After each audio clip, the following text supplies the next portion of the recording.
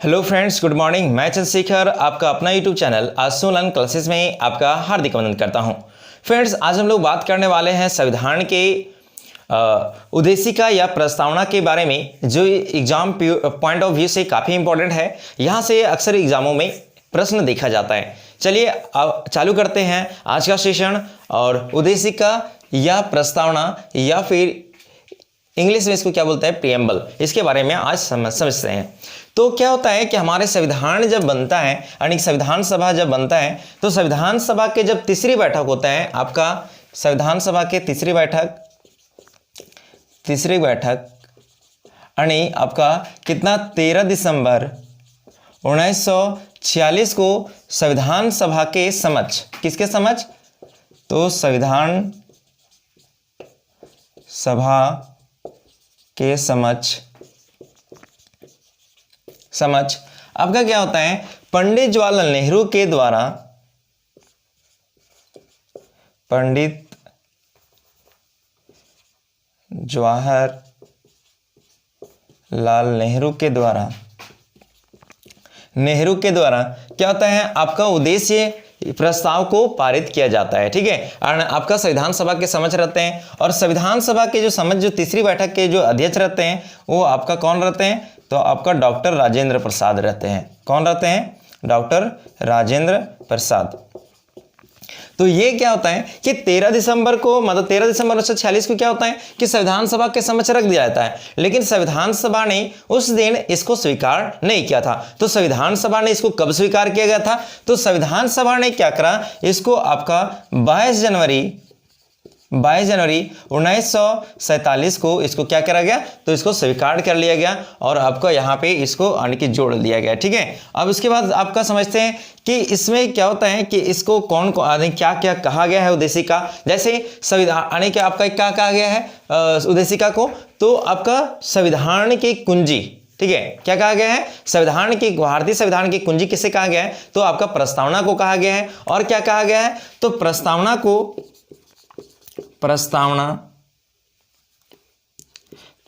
को संविधान का आत्मा कहा गया है। क्या कहा गया है, संविधान का आत्मा कहा गया है। ठीक है, और लेकिन अगर पूछे किस, ये आपका प्रस्तावना को संविधान का आत्मा कहा गया है, लेकिन कभी कभी प्रश्न ये पूछा जाता है कि आपका जो डॉक्टर भीमराव अंबेडकर के द्वारा है, उसको किसके आत्मा कहा गया है, तो यहाँ पे दोनों आत्मा ही मतलब क्या आता है, तो यहाँ पे डॉक्टर भीमराव अंबेडकर के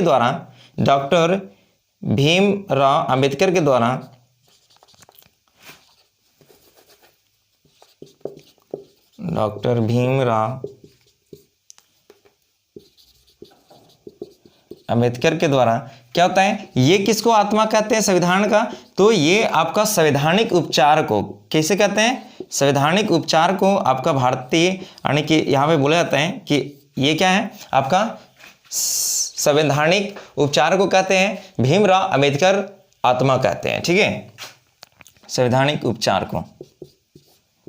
उपचार को जो आपका किस में तो है, तो आपका 32 में, अनुच्छेद 32 को बताया गया है कि संवैधानिक जो उपचार है वो आपका डॉक्टर भीमराव अंबेडकर को कहा गया है, तो आपका आत्मा कहा गया है। ठीक है, आत्मा या फिर हृदय। तो यहाँ पे कंफ्यूज नहीं होना है। अगर पूछे आपसे प्रश्न कि प्रस्तावना को संविधान का आत्मा किसे कहा गया, तो आपका ये प्रस्तावना को कहा गया है। और यहाँ पूछे कि डॉक्टर भीमराव अंबेडकर के द्वारा किनको, यानी कि आपका आत्मा या हृदय कहा गया, तो कौन सा कहा गया है, आपका संवैधानिक उपचार को कहा गया है, आपका आत्मा या हृदय आपका भीमराव अंबेडकर के द्वारा। उसके बाद देखते हैं कि के.एम. मुंशी के द्वारा क्या कहा गया है प्रस्तावना का, उसके समझते हैं। चलिए,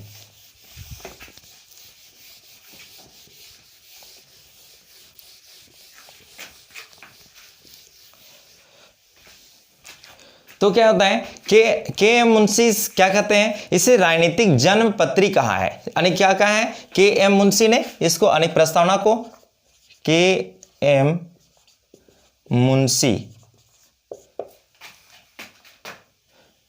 मुंशी ने क्या कहा है, तो संविधान का, यानी संविधान की आपका यहाँ पे इसे, यानी कि संविधान की राजनीतिक राजनीतिक जन्मपत्री कहाँ है?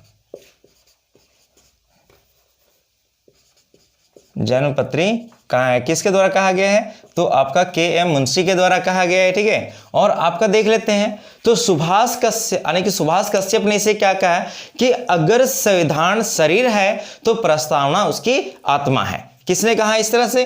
तो आपका सुभाष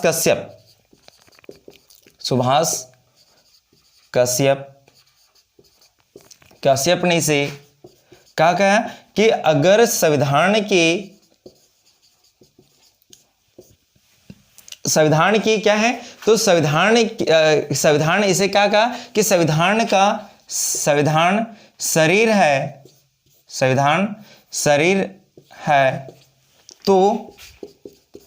तो यानी संविधान की आत्मा कौन है? तो आपका संविधान की आत्मा ये है आपका प्रस्तावना। संविधान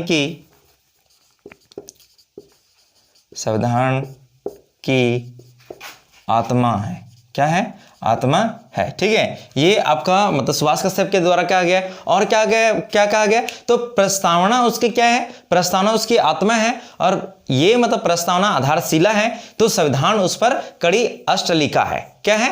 यानी कि बोला गया कि प्रस्तावना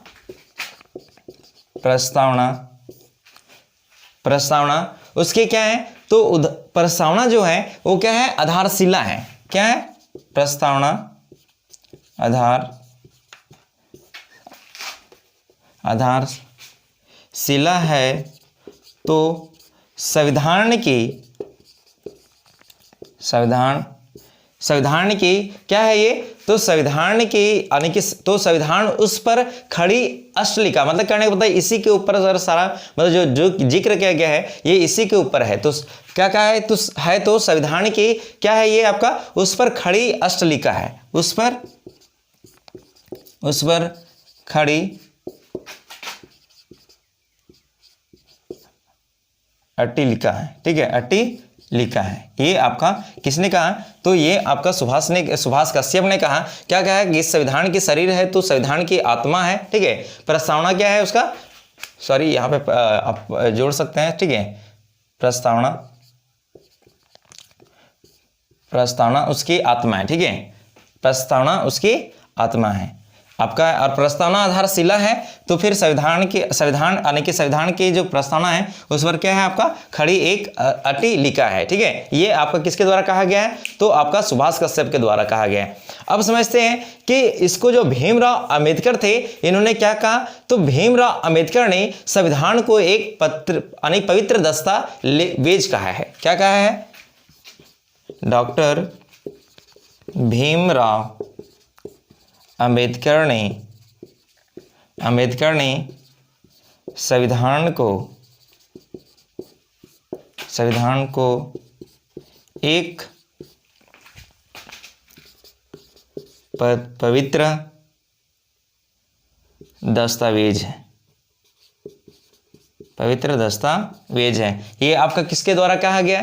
तो ये आपका डॉक्टर भीमराव अंबेडकर के द्वारा कहा गया कि जो संविधान को एक क्या कहा गया है? आपका पवित्र दस्तावेज कहा गया है, ठीक है। अब उसके बाद हम लोग समझते हैं कि सर अलादी कृष्ण स्वामी अय्यर के द्वारा क्या कहा गया है? तो उनके अनुसार कहा गया है कि उद्देशिका हमारे सपनों और विचारों का प्रतिनिधित्व करता है। क्या करता है? तो उसके बारे में देखते हैं, चलिए।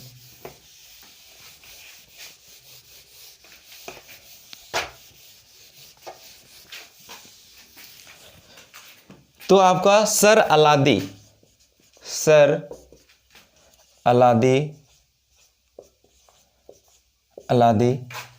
कृष्ण स्वामी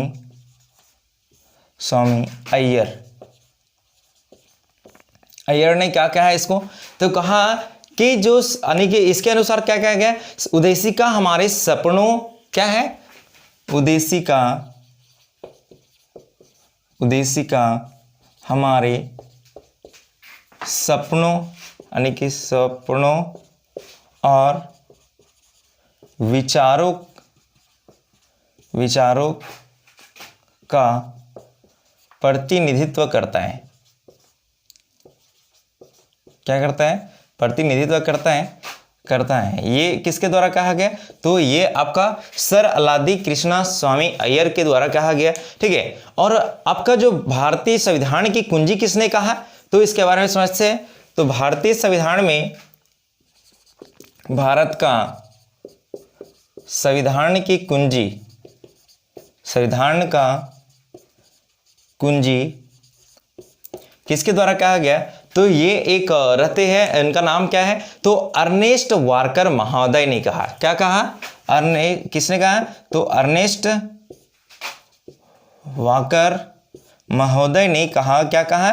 तो जो संविधान यानी कि जो संविधान की कुंजी किसने कहा है? तो संविधान की कुंजी किसने कहा आपका? तो अर्नेस्ट वाकर महोदय ने देखा, यानी ये इन्होंने कहा। अब देख लेते हैं कि भारतीय संविधान में आपका प्रस्तावना के बारे में ये बताएं कि जो हमारे भारतीय संविधान में जो प्रस्तावना है उसको किन यानी कि जो व्यक्ति हैं वो किन किन नामों से अपने विचार यानी कि नाम दिए, ठीक है, उसके बारे में अब देखते हैं कि प्रस्तावना शब्द का कहां से उल्लेख किया गया, इसके बारे में, प्रस्तावना के बारे में आप डिटेल से जानने वाले हैं। तो चलिए,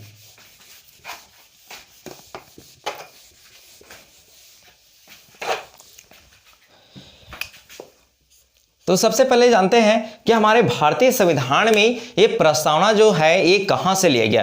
तो प्रस्तावना जो शब्द का जो हमारे भारतीय संविधान में मिलता है वो आपका अमेरिका के संविधान से लिया गया। कहां से लिया गया?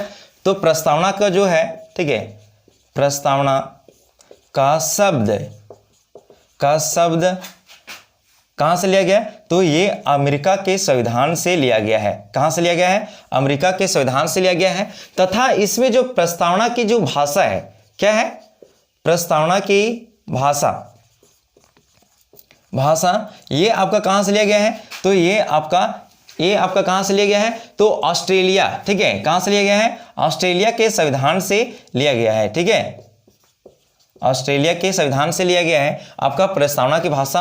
और अगर प्रस्तावना की स्वतंत्रता की बात करें, अगर प्रस्तावना में स्वतंत्रता ये कहां से लिया गया है? तो आपका फ्रांस के संविधान से लिया गया है, ठीक है। तो ये आपका तीनों एग्जाम पॉइंट ऑफ व्यू से काफी इंपॉर्टेंट है कि प्रस्तावना का जो शब्द है वो कहां से लिया गया है? तो अमेरिका से लिया गया है। और प्रस्तावना की जो भाषा लिया गया है वो कहां से लिया गया है? तो आपका ऑस्ट्रेलिया से लिया गया है। और जबकि प्रस्तावना में स्वतंत्रता की बात कहां करें तो कहां से लिया गया है आपका? तो फ्रांस के संविधान से लिया गया है। ये जो मूल जो प्रस्तावना को था ये किसके द्वारा लिखा गया था? तो प्रेम बिहारी नारायण के द्वारा हस्तलिखित किया गया था। किसके द्वारा किया गया था? मूल यानी कि आपका मूल प्रस्तावना को प्रेम बिहारी के द्वारा क्या कहा गया था? तो ये प्रेम बिहारी नायर, ठीक है, नारायण के द्वारा हस्तलिखित किया गया था, ठीक है, ये आपका मूल संविधान के, ठीक है, हस्तलिखित किया गया था। लेकिन क्या होता है आपका यहाँ पे जो इसका जो तथा मूल संविधान में कौन इसको सौंदर्यीकरण कौन करता है? तो मूल प्रस्ताव में सौंदर्यीकरण आपका कौन करता है? तो आपका वो करते हैं, तो ये करते हैं कौन? राम मनोहर सिन्हा के द्वारा किया गया। किसके द्वारा किया गया सौंदर्यीकरण? तो राम मनोहर सिन्हा के द्वारा इसका क्या करा गया? तो इसका आपका सौंदर्यीकरण किया गया। जबकि हस्तलिखित किसके द्वारा किया गया था? प्रेम बिहारी नारायण के द्वारा किया गया। और सौंदर्यीकरण आपका राम मनोहर सिन्हा के द्वारा किया गया, ठीक है। तो यह अब समझते हैं कि जो प्रस्तावना में है वो यानी कि किन किन शब्दों को जोड़ा गया। प्रस्तावना में आपका संविधान संशोधन कब हुआ था यानी कि प्रथम बार, इसके बारे में समझते हैं।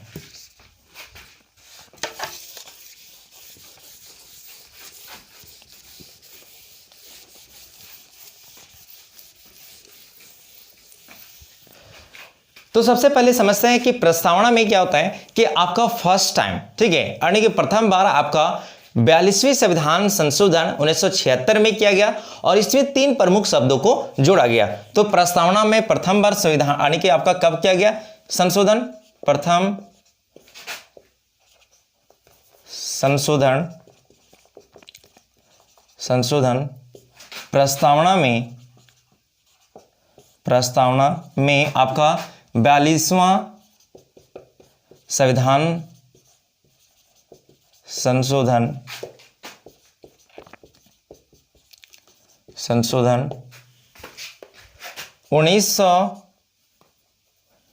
1976 में हुआ। ठीक है, कब हुआ? तो 1976 में इसका यानी कि जो प्रथम जो संशोधन हुआ प्रस्तावना में, वो कब हुआ था? तो 42वें संविधान संशोधन 1976 में हुआ। और इसमें 3 बातों को जोड़ा गया, यानी 3 शब्दों को जोड़ा गया। और वो कौन कौन शब्द थे? तो प्रथम कौन था? आपका समाजवाद। क्या था? समाजवाद। दूसरा आपका क्या था? तो पंथ निरपेक्ष। क्या था? पंथ निरपेक्ष। ये आपका दूसरा शब्द था। और तीसरा आपका क्या था? तो अखंडता। क्या था आपका? अखंडता को जोड़ा गया, आपका अखंडता, यानी अखंडता को जोड़ा गया आपका कौन सा संविधान संशोधन? तो 42वें संविधान संशोधन को आपका हुआ 1976 में, और इसमें जोड़ा गया। अब हम लोग समझते हैं कि संविधान के जो प्रस्तावना है उसको 4 मूल तत्व कौन कौन है उसके बारे में समझते हैं। तो सबसे पहला हम लोग चालू करते हैं। ये आपका 3 शब्द जोड़ा गया था, एग्जाम पॉइंट ऑफ व्यू से काफी महत्वपूर्ण है, इसलिए आप स्क्रीनशॉट भी ले सकते हैं इसका। चलिए अब आगे चलते हैं।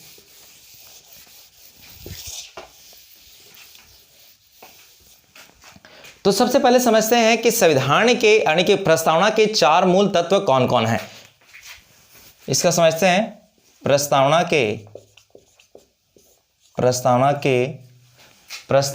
के 4 मूल तत्व। 4 मूल तत्व कौन कौन से हैं तो उसके बारे में समझते हैं। ठीक है, और आपका जो सबसे जो प्रथम है, हमारा जो प्रस्तावना जो चालू होता है, कैसे चालू होता है? आपका हम भारत के लोग। क्या चालू होता है? हम भारत के लोग से चालू होता है हमारा प्रस्तावना, we the people of India. ठीक है, अगर इंग्लिश से बात करें तो सबसे पहले समझते हैं क्या है भारतीय संविधान के आपका संविधान के स्रोत। फर्स्ट में जानते हैं संविधान का स्रोत क्या है आपका। तो स्रोत आपका क्या है? तो हम भारत के लोग। हम भारत के लोग से ये आपका शुरू होता है। अन्य क्या है? We the people of India. India से हमारा भारतीय यानी कि जो भारत के जो भारतीय संविधान की जो प्रस्तावना है इससे चालू होता है। अब हम लोग समझते हैं कि जो आपका जो संविधान यानी कि ये प्रस्तावना की आपका समझते हैं कि प्रकृति कैसे है ये यानी कि संविधान में, उसके बारे में समझते हैं। तो दूसरा हम लोग समझते हैं संविधान में इसका प्रकृति क्या है। ठीक है, संविधान में प्रकृति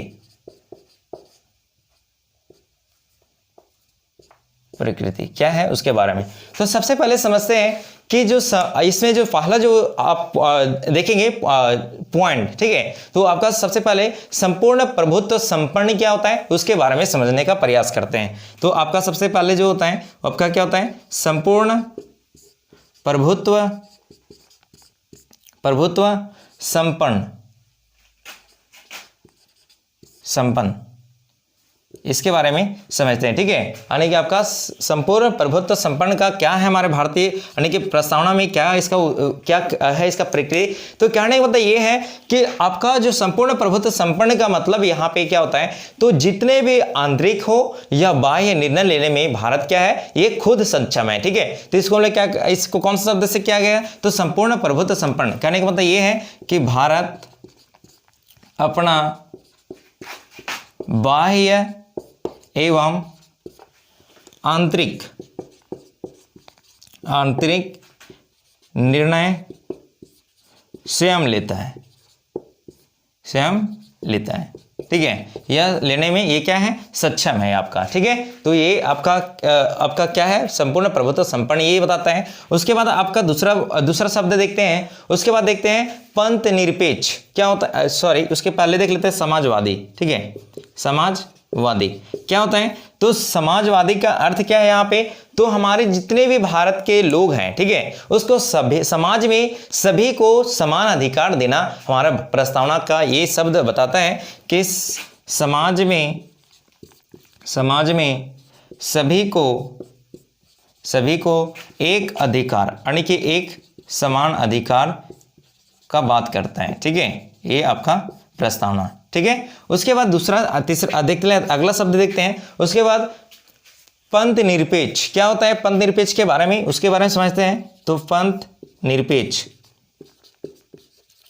तो पंथ निरपेक्ष के कहने का मतलब ये है कि जो हमारा भारत है, जो हमारा भारत है, इसका अपना कोई एक धर्म नहीं है। अर्थात हमारे भारत में जितने भी धर्म माने जाते हैं, किसी को ना तो ये बढ़ावा देता है, ना किसी को उसके मतलब हितों में काम करता है। तो जितने भी हमारे भारत में धर्म माना जा रहा है, सभी को एक समान मानता है हमारा भारत, किसी भी धर्म को बढ़ावा नहीं देता है। तो भारत का अपना कोई भी धर्म नहीं है, भारत का अपना कोई धर्म नहीं है,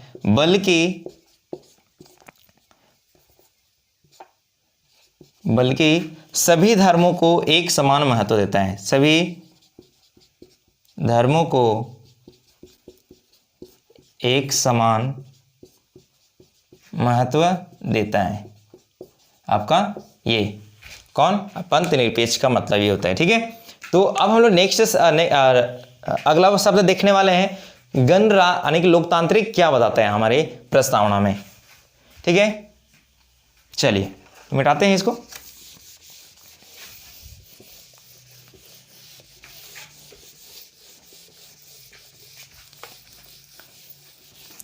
ये हम लोग संविधान की प्रकृति में ही देखेंगे। नेक्स्ट जो शब्द जो लिखने वाले हैं वो, हाँ, तो इसमें क्या है आपका लोकतांत्रिक, क्या है लोकतांत्रिक, लोकतांत्रिक क्या बताता है हमारे यानी कि भारतीय संविधान प्रस्तावना ही किसका क्या है, तो जनता के प्रतिनिधियों के द्वारा शासन।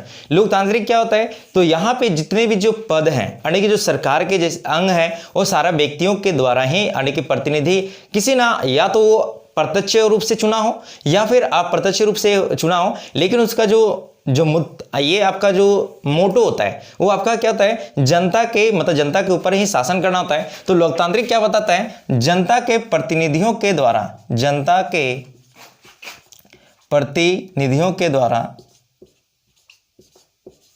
प्रतिनिधियों के द्वारा शासन किया जाता है। ठीक है, यहाँ पे आपका लोकतांत्रिक शब्द का ये है अर्थ। ठीक है, कि जनता के प्रतिनिधियों के द्वारा शासन किया जाता है। और गणराज्य का मतलब समझते हैं, गणराज्य क्या होता है, गणराज्य शब्द उद्देश्य प्रस्तावना में क्यों जिक्र किया गया, तो गणराज्य का मतलब ये होता है कि जो हमारे भारत के जो पद होंगे, ठीक है, जैसे राष्ट्रपति का, प्रधानमंत्री का, उपराष्ट्रपति का, ये वंशागुणित ना होकर बल्कि जो होगा आपका एक चुनाव के प्रति होगा, यानी कि चुनाव के रूप से किया जाएगा। यानी कि वंश के, ऐसा नहीं कि राष्ट्रपति का जो बेटा होगा वो यहाँ पे राष्ट्रपति फिर से बनेगा, ऐसा हमारे भारतीय संविधान में नहीं है। तो उसका क्या होता है, तो उसका 5 साल के कार्यकाल के बाद उसका फिर से चुनाव करते हैं कौन लोग, तो जनता के प्रतिनिधियों के द्वारा या फिर जनता के द्वारा किया जाता है। ठीक है, तो यहाँ पे जो वंशागुणित जो पद है उसको आपका वंशानुगत पद का यहाँ पे क्या करा गया है, तो वंशानुगत पद का यानी ना होना। ठीक है, पद का ना होना, ये शब्द बताता है आपका कौन, तो गणराज्य के बारे में। ठीक है, अब हम लोग समझते हैं तीसरा, संविधान का उद्देश्य क्या है उसके बारे में। अभी हम लोग समझे, सबसे पहला समझे कि संविधान के यानी कि संविधान के स्रोत क्या था, उसके बाद हमने समझे कि संविधान की प्रकृति क्या है, इसके प्रति उद्देश्य का। अब हम लोग देखते हैं कि संविधान का उद्देश्य क्या है इसके बारे में। तो थर्ड पॉइंट देखने वाले हैं,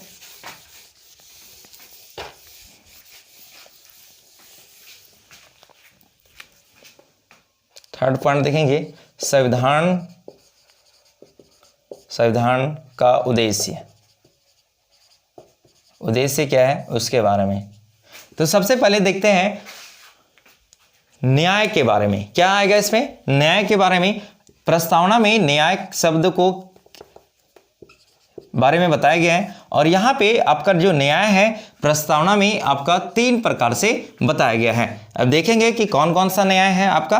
तो सबसे पहले क्या है, सामाजिक न्याय, क्या होगा, सामाजिक न्याय, सामाजिक न्याय। उसके बाद देखते हैं आर्थिक न्याय, आर्थिक न्याय। उसके बाद राजनीतिक न्याय। समझते हैं आप तीनों क्या है। तो ये आपका अगर पूछे कि जो उद्देश्य प्रस्ताव में है वो न्याय कितने प्रकार के बताया गया है, तो आपका 3 प्रकार से बताया गया है। आपका सामाजिक न्याय, आर्थिक न्याय और आपका राजनीतिक न्याय। और इसमें देखते हैं कि जो आपका जो सामाजिक न्याय है इसका क्या है यहाँ पे रोल, उसके बारे में। तो कोई भी भेदभाव समाज में नहीं कर सकता है आपका किसी के विश्वास में, मतलब समाज में किसी यानी कि समाज में किसी को भी भेदभाव नहीं कर सकता है, मतलब सभी को क्या है जो न्याय हो वो सभी को इक्वल दिया जाएगा। किसी के साथ में नहीं दिया जाएगा कि तुम गरीब हो, तुम अमीर हो, तुम्हारे लिए अलग है। ऐसा हमारे भारतीय संविधान के उद्देश्य नहीं है। और आपका यहाँ पे देखते हैं कि आर्थिक क्षेत्र में करने का मतलब ये है कि कोई भी कार्य करने में क्या है इस अनेक स्वतंत्र दिया गया है। ठीक है, आप कोई भी कार्य करने में आप स्वतंत्र हैं, आपका कोई भी कर सकते हैं किसी भी काम को। ठीक है, तो यहाँ पे कार्य को करने के लिए स्वतंत्र है। ठीक है, आपका यहाँ पे स्वतंत्र है, कोई भी आप कार्य कर सकते हैं आपका। ठीक है, आर्थिक क्षेत्र में आपका। और उसके बाद समझते हैं कि राजनीतिक के क्षेत्र में क्या नहीं। तो यहाँ पे क्या है कि कोई भी चुनाव कोई भी हमारे लोकतंत्र यानी कि जो होगा, ठीक है, वहाँ पे कोई भी चुनाव लड़ सकता है और चुनाव में भाग ले सकता है। तो यहाँ पे क्या होगा, चुनाव में भाग ले सकता है तथा क्या कर सकता है, इसमें खड़ा हो सकता है। ठीक है, खड़ा हो सकता है, ये आपका राजनीतिक में बताया गया है। ठीक है, खड़ा हो सकता है। तो ये है आपका सामाजिक न्याय और आर्थिक न्याय और आपका राजनीतिक न्याय। ठीक है, मतलब किसी के साथ में यहाँ पे भेदभाव नहीं किया जाएगा। तो ये आपका संविधान के उद्देश्य है। ठीक है, अब हम लोग नेक्स्ट समझते हैं इसके बारे में, नेक्स्ट शब्द के बारे में। संविधान के उद्देश्य में ही अब इससे समझते हैं हम लोग नेक्स्ट शब्द के बारे में। आपका न्याय हो गया। और दूसरा में समझते हैं कि स्वतंत्रता के यानी कि संविधान की प्रकृति में ही स्वतंत्रता क्या बताता है। ठीक है, स्वतंत्रता आपका क्या बताता है उसके बारे में। तो स्वतंत्रता बोलता है कि आपका जो यहाँ पे है वाद, भाषण तथा अन्य के बारे में बात कर सकते हैं। यहाँ पे यानी कि वाद, भाषण और अन्य के बारे में यहाँ पे आप जिक्र कर सकते हैं। आपका स्वतंत्रता ये बताता है। ठीक है, उसके बाद नेक्स्ट शब्द के बारे में समझते हैं। तो नेक्स्ट शब्द आपका क्या बताता है, समता। क्या है, समता। नेक्स्ट शब्द आपका क्या है, समता। समता कहने का मतलब ये है कि कानून के समक्ष जितने भी जो लोग हैं, कानून के समक्ष कोई भी हो, उसको सभी को समान संरक्षण दिया जाएगा, समान उसका मतलब आपका न्याय दिया जाएगा, ये कहा गया है। तो कानून के समक्ष एक समान होंगे। क्या कहा गया है, कानून के समक्ष एक समान। ठीक है, ये बताया गया है आपका समता के यानी कि समता शब्द का मतलब ये होता है। ठीक है, उसके बाद देखते हैं बंधुता। क्या होता है बंधुता, बंधुता क्या होता है। तो जितने भी भारत के लोग हैं सभी क्या जिए, एक भाईचारा की तरह जिए, यानी कि किसी के साथ में लड़ाई झगड़ा ना करे। हाँ, और एक यानी कि भाईचारे के रूप में रहें, यानी कि भाई के रूप में रहें जितने भी लोग हैं यहाँ के। ठीक है, उसके बाद समझते हैं कि प्रस्तावना को लागू कब किया गया था। तो इसके बारे में हम लोग देखे कि संविधान की जो प्रस्तावना था उसको पारित आपका 13 दिसंबर 1946 को किया जाता है और स्वीकार आपका 22 जनवरी 1947 को किया जाता है। लेकिन हम लोग देखे अभी जो देखने वाले हैं वो क्या देखेंगे, चौथा में तो प्रस्तावना को लागू करने का। ठीक है,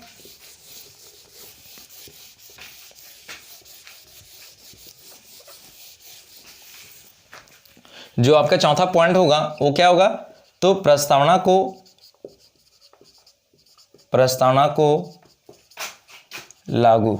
ठीक है, या प्रस्तावना को लागू करना। ठीक है, ये आपका प्रस्तावना यानी कि को लागू। ठीक है, ये आपका कब हुआ था, तो आपका 26 नवंबर 1949 को आपको इसको क्या कर दिया गया, तो आपको इसको लागू किया गया था। और कब था, तो मिति मार्ग 6 क्या था?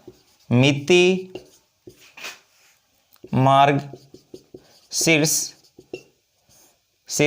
शुक्ल सप्तमी, ठीक है, शुक्ल सप्तमी। उसके बाद संवत 2006 ईस्वी विक्रम सत, यानी कि विक्रम सत को इसको क्या करा गया? तो इसको लागू कर दिया गया, ठीक है, यानी आपका 26 नवंबर 1949 को इसको लागू किया गया था। अब देखते हैं कि इसमें जो वाद विवाद हुए इसके बारे में कि इन्होंने यानी कि बोला कि इसमें संशोधन नहीं किया जा सकता है, आपका संशोधन नहीं किया जा सकता है, ये संविधान का अंग नहीं है। तो इस पर क्या हुआ था कि वाद विवाद हुआ था। तो इसमें दो वाद विवाद अक्सर एग्जाम में पूछा जाता है। तो बेरूबारी बनाम भारत संघ किससे संबंधित है और केशवानंद भारती बनाम केरल किससे संबंधित है, तो इसके बारे में समझते हैं। चलिए, तो ये 4 मूल तत्व थे आपका प्रस्तावना के।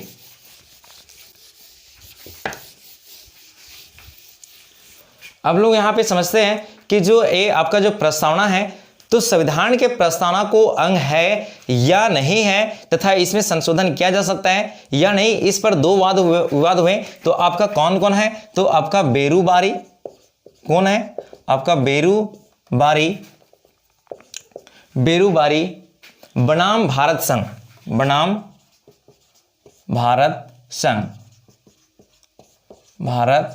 संघ, ये कब हुआ था? तो ये आपका 1960 में ये पारित किया गया था ये आपका, लेकिन इसमें नहीं माना गया, इसको मतलब इसमें संविधान को अंग नहीं माना गया। लेकिन जब आपका केशवानंद भारती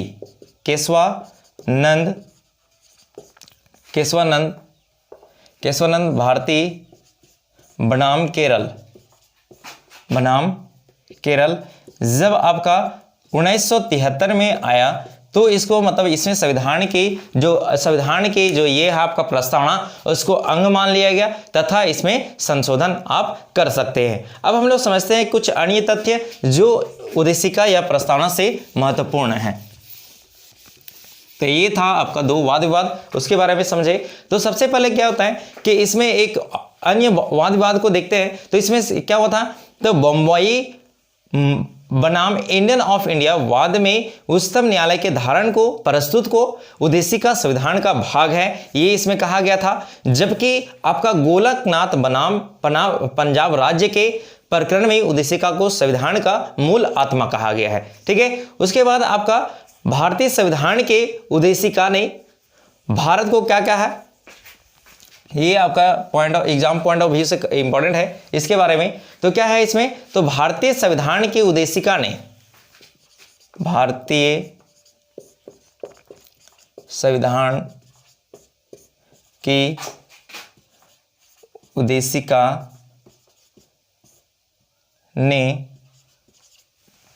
उद्देशिका ने क्या है? तो भारत को संपूर्ण प्रभुत्व संपन्न, उद्देशिका ने, ठीक है, उद्देशिका ने भारत को संपूर्ण, ठीक है, क्या? संपूर्ण प्रभुत्व संपन्न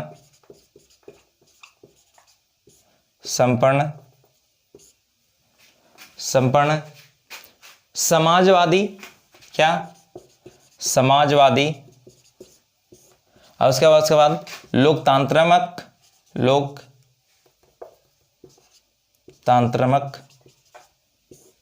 ठीक है, लोकतांत्रिक। उसके बाद आपका लोकतांत्रिक, उसके बाद आपका पंथ निरपेक्ष,